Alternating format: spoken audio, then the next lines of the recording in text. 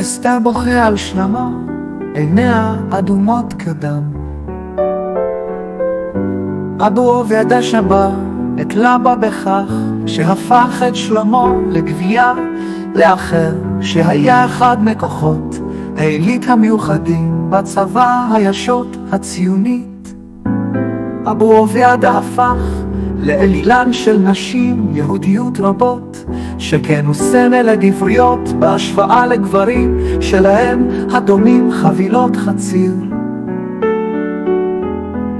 אסתר בוכה כשהיא אוספת את חפציה, הדרכון וכרטיס הטיסה לפניה.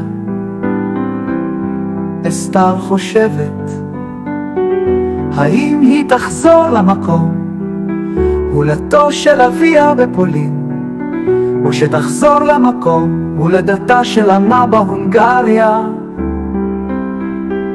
פגע באבו עובדיה המילים של כך והמשולשים האדומים מעל המרכבה הם תרופה למי של בו אבן. ברח אחי קוף לפני שהכבל יובלע אותך.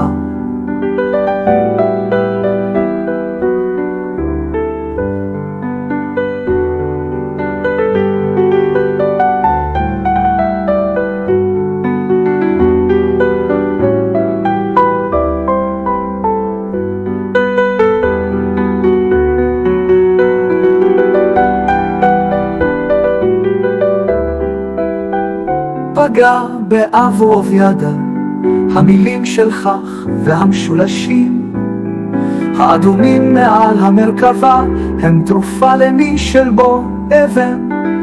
ברח אחי קוף לפני שהכבל יובלע אותך.